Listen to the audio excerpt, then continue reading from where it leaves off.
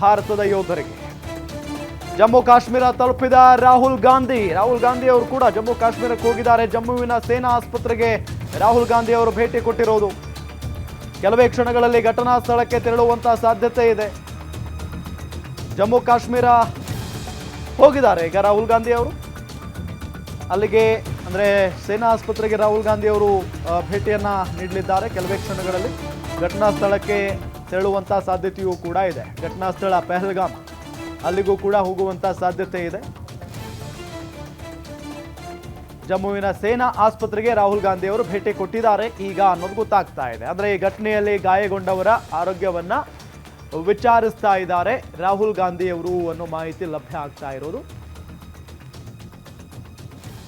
ನೋಡಿ, ಒಂದು ಕಡೆ ಪಾಕಿಸ್ತಾನಿಗಳನ್ನ ಗುರುತಿಸುವ ಕೆಲಸವನ್ನ ಮಾಡಲಾಗ್ತಾ ಇದೆ. ಅನಧಿಕೃತ ಇರುವವರನ್ನ ಹುಡುಕುವ ಕೆಲಸ ನಡೀತಾ ಇದೆ. ಇದೆಲ್ಲದರ ನಡುವೆ ಈಗ ಉಗ್ರರ ಬೇಟೆ, ರಣ ಬೇಟೆ ಶುರುವಾಗಿರೋದು. ಹಿಂದೂಗಳನ್ನ ಕೊಂದವರ ಮನೆಗಳನ್ನ ಧ್ವಂಸ ಮಾಡಿ ಹಾಕಿದ್ದಾರೆ.